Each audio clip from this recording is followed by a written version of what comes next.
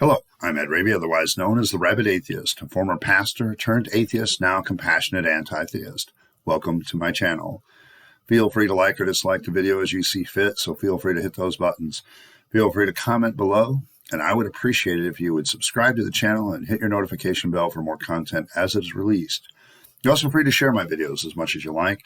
The purpose of this channel is educational in regards to atheist and deconversion issues, and any other issues that may result from that, particularly Bible, theology, politics, and philosophy.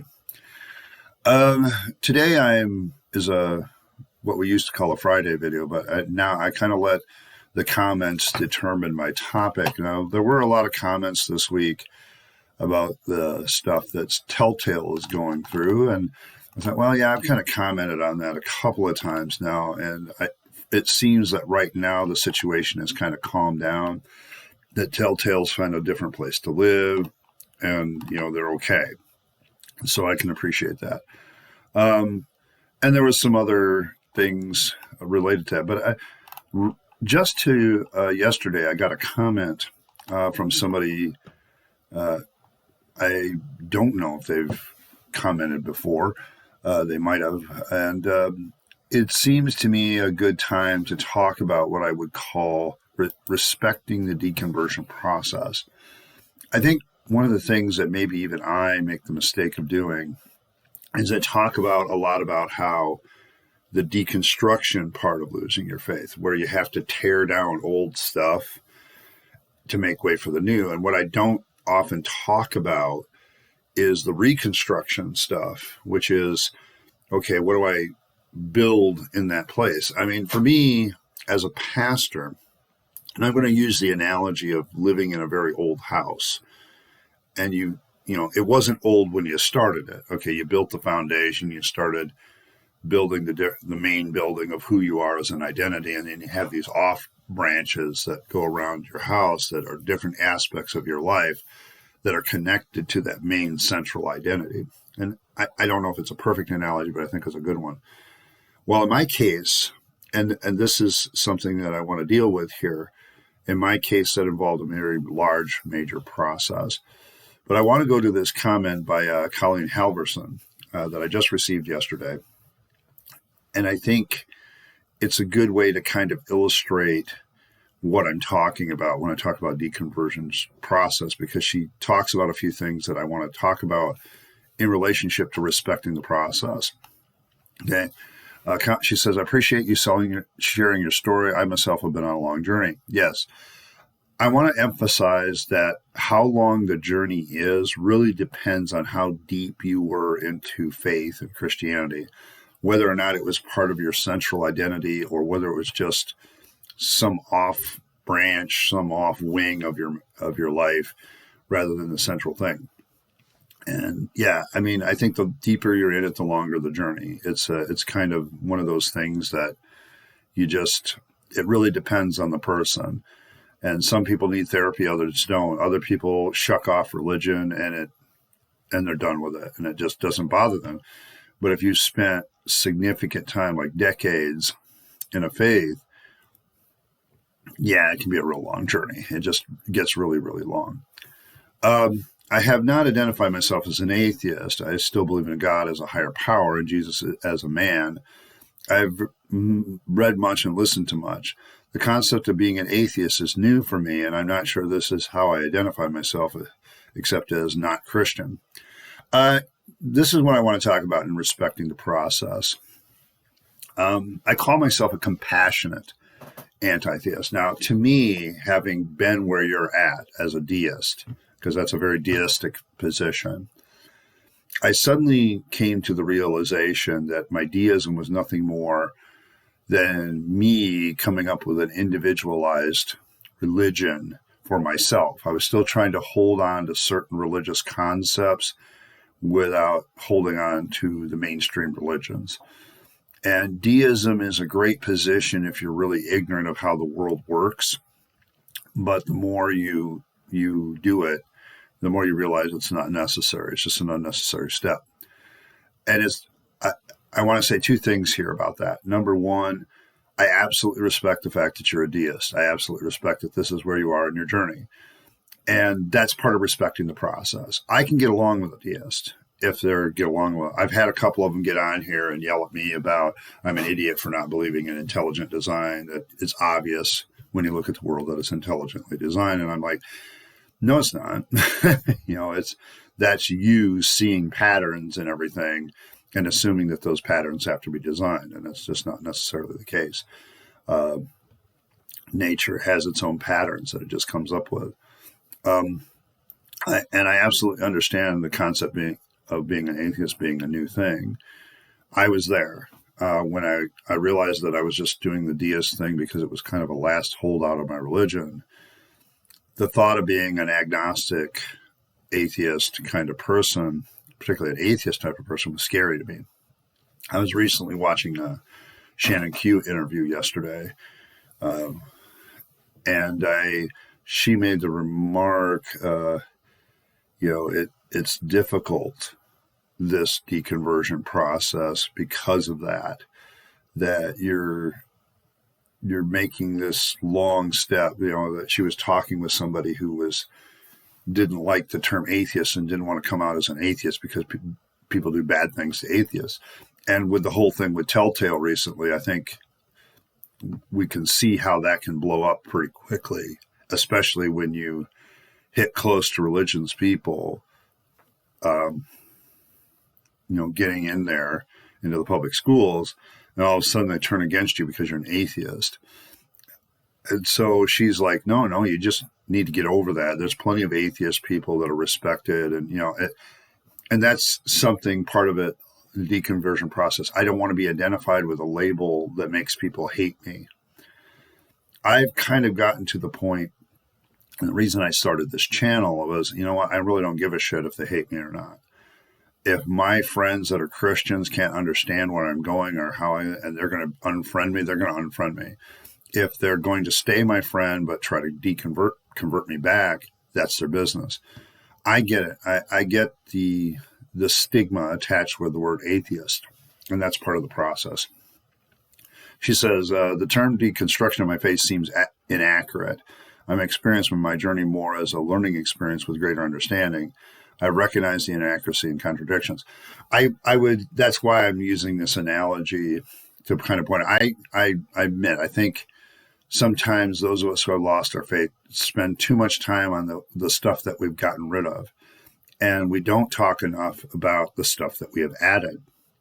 Like, for me, my whole identity, my foundation was the whole religion of Christianity. And the middle central part of my house, I guess, was my identity as a minister and as a pastor. And I fought hard to get that identity. And then once I was in it, I fought hard to keep it. The problem is when I lost my faith, it wasn't a good identity. It was an old house that I didn't want to live in anymore. And I'm like, okay, what do I do now? And it took me a while to realize that maybe having one central identity is probably not the best thing. And that's a new thing that I learned, okay? And then I began to explore myself. Thanks to the Clergy Project, I actually got some career counseling. And this actually was part of the deconversion process because I'm like, well, what the hell am I now? And yeah, it's great when you take the wrecking ball and you basically knock all the old stuff that's dangerous and it's a bad place to live. It's a bad way to be. It causes you to not be a good human being. But I think, Colleen, where you're at is maybe it's just your fault. You are kind of throwing stuff off. You are deconstructing your faith and you don't realize it, but you're doing it in a much more positive way than a lot of people that deconvert do. You're rebuilding things and you're more focused on the rebuilding process than the stuff. But, if something gets in your way of that you are going to deconstruct it and you are going to push it aside. But you're far more focused on what you're trying to build now with your ideology. And I can respect that and I can appreciate it. And maybe it's something that I need to talk about more about how the discoveries that I'm discovering as somebody deconverting are also important. It's also important to talk about the new things that you're building and the big things that you're building and the good things that you're rebuilding in your life. I began questioning how the Bible was compiled, finding more scriptures, texts, and writings than have been canonized, and deciding what to be considered holy writ. Yeah, this is it's the story of why somebody starts to deconvert is usually very varied, but it usually involves some basic main tenet of a religion. And you suddenly realize it doesn't line up with reality. As far as the Bible, there's lots of people that have left the faith that have pointed out, there's problems here with the scriptures. There are contradictions. There are, difficulties. And it's a very common place where people start. They start looking at the Bible and they go, yeah, that's a bullshit. But that begins to have a snowball effect. And part of the process of respecting the process of when somebody's deconverting, they may still cling on to their faith, but they realize their faith has massive problems. And you have to respect that stage because they're still working through it. The history surrounding the scriptures, the changes, the deceptions, the motives to manipulate the masses, all this brings to me to where I am today. A God-loving person who recognizes my highest calling in life is to love people unconditionally. I would, I respect that that's where you are. I would say that you've simply learned that the basic nature of human empathy to survive means that we have empathy towards our fellow human beings. Unconditional love, I'm going to simply suggest to you, is not a possibility. We always have conditions to our loves and our relationships, and that's normal, and actually that's very healthy. To love people unconditionally, no. I think you'll find that if you do that and you run into somebody who is an abuser, they will take advantage of that. And that's just, I caution you there because I think that's an unhealthy way to look at love. No matter how deep a relationship you have with them, there needs to be boundaries. And I think that's something that it's you don't have any religious text to tell you that. So that's what you're telling yourself. I want you to ask yourself the question, can you unconditionally love everybody? And can you unconditionally love people that would be abusive to you and use it back against you?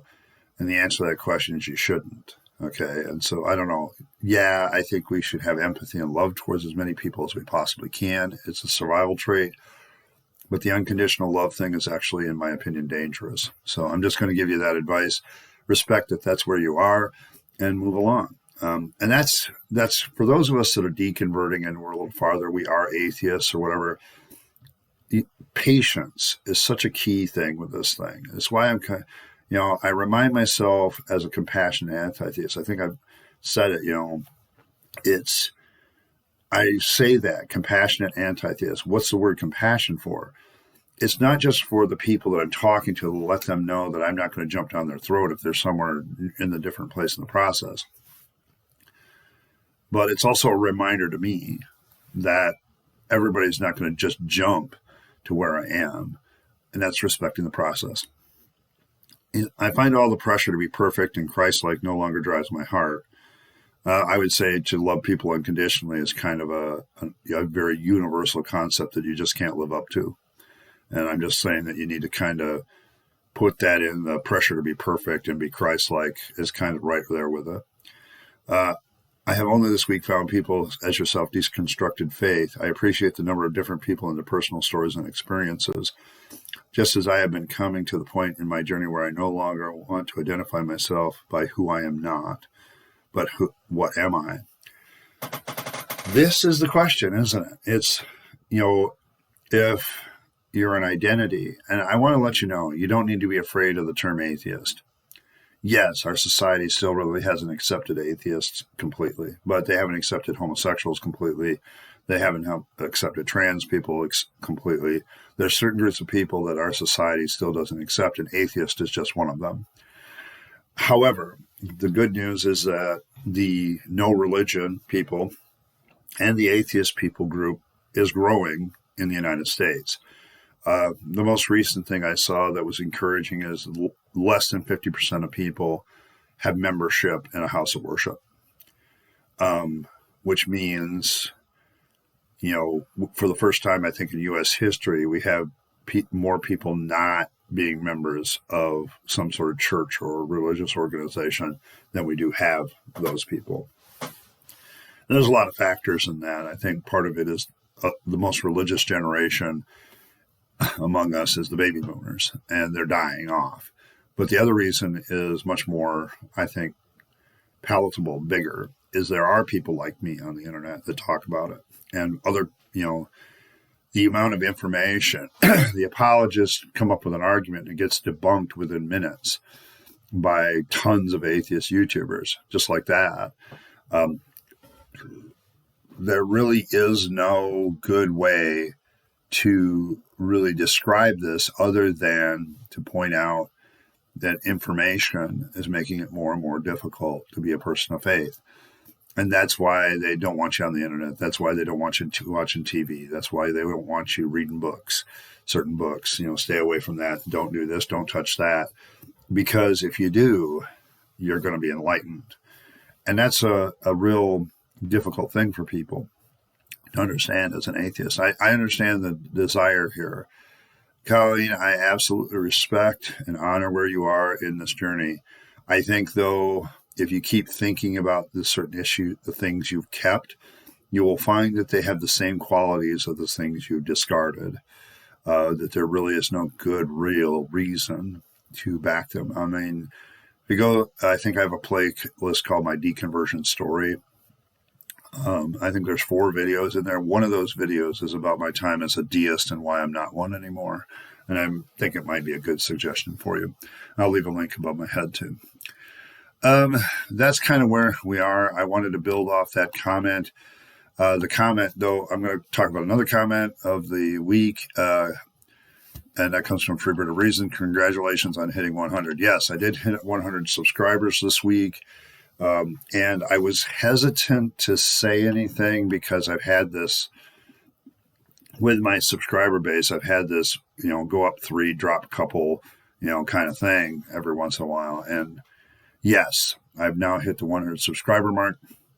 As promised, this weekend, I'm going to start looking into a Patreon account, PayPal, and all that stuff to kind of see if the next stage of this channel can be achieved, which is it starts to fund itself a little bit. And people ask me, what's the purpose of that? Well, I want to get some new equipment. I'm literally sitting in front of my laptop with a camera on for all these videos. The change in quality you see in the channel is the fact that I switched laptops. I have other things that I want to do. And I really need to learn. The biggest thing I need is education. And I have learned to get what you pay for. And there are some places on the internet that give a little bit better education on how to do things than YouTube. And, I may need to invest in that equipment, things like that. Trust me, the channel isn't going to make money. It's going to be taking that money and reinvesting it into the channel. I'm going to be very careful to kind of keep that separate and keep track of that on its own so that I know how much I've invested and things like that. But I think I've proven that the concept of this channel can work. I just need to learn how to promote it better and do a better job making videos, continue to improve. But I also want at this time to thank all of you who have subscribed. You guys are awesome. I appreciate a lot of you that comment regularly. You definitely have your place here. Thank you very much. And hopefully, as always, hopefully I can convince you to be a rabid atheist like myself. In the meantime, this is Ed Rabyd, also known as the Rabid Atheist, signing off and wishing you a good day.